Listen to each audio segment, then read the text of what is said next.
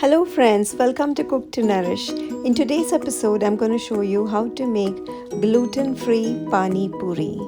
Isn't that something all of us love?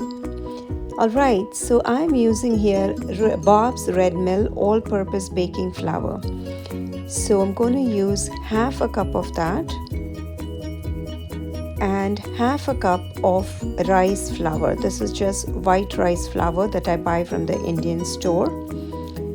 So, equal quantities of both, a quarter teaspoon of salt, and then I have hot water that has been boiling, and I'm going to use that for making the dough.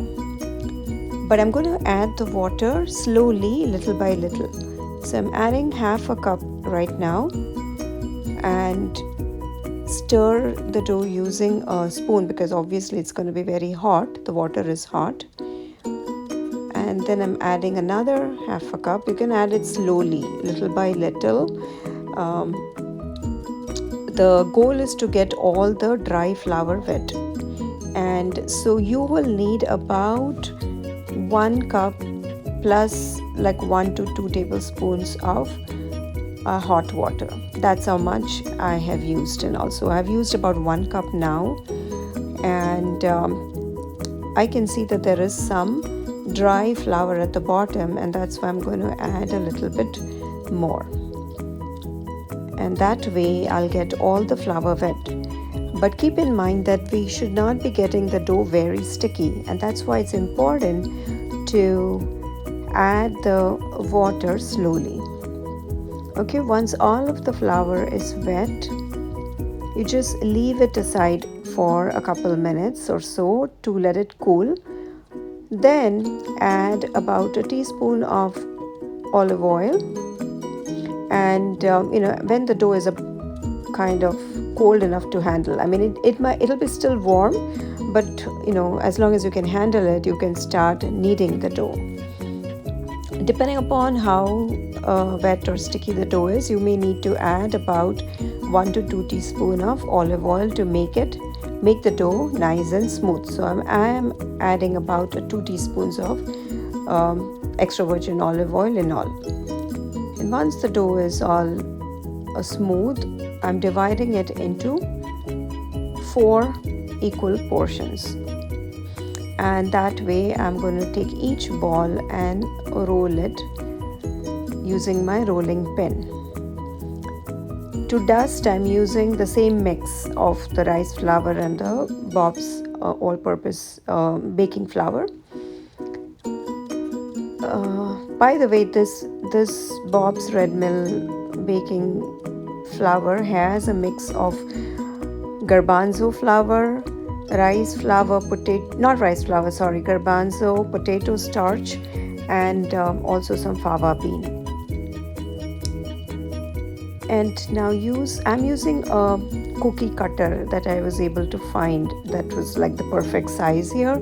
You could also use like a glass cup, the rim of a glass or a cup to do this job. And you can obviously make it smaller too. This is the size I had, and it actually worked well for me because it's perfect to hold the filling. So now we are going to deep fry. I'm using avocado oil to deep fry. So the oil has been hot for about heating up for 5 to 7 minutes. So it's really nice and hot. But when you add the Pooris, make sure that the oil is on medium heat, not too hot. Otherwise, you will get the Pooris burned and they will not cook well.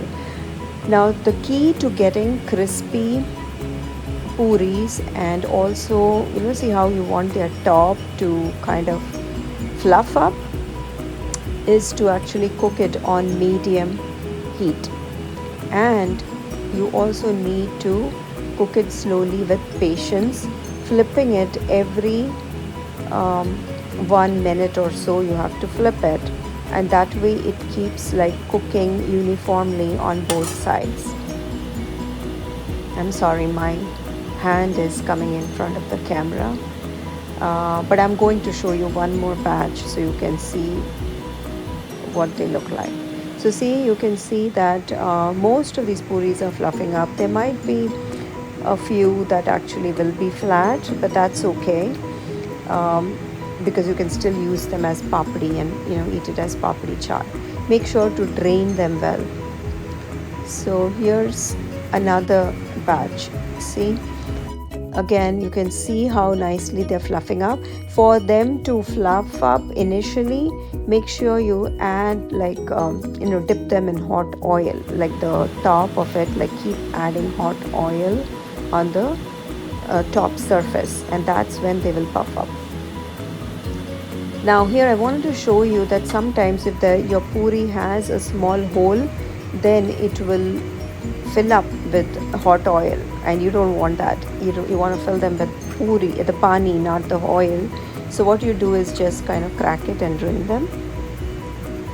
Alright, so your puris are ready and you're ready to eat pani puri. I have a lot of fillings here. So see how nicely they are formed. I'm adding a little bit of mung beans, potato filling,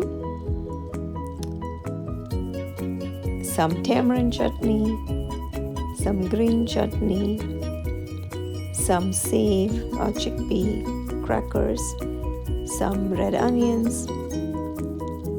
I'm going to show you another one. Oh, this is so exciting that I have pani puri back in my life. I'm able to tolerate mung beans a little bit now, so that's how I have made mung. People also do chickpea. Traditionally, chickpeas are used in this filling, but I'm using mung beans because I don't tolerate chickpeas. And that's your water. Yummy, yummy, yum. Let's do a taste test.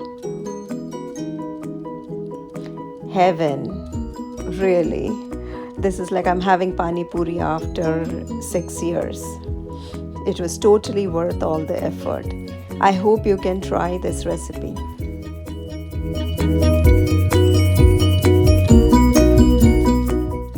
Thank you for watching. Make sure you subscribe to my channel and visit cooktonourish.com for more such gluten-free and dairy-free recipes.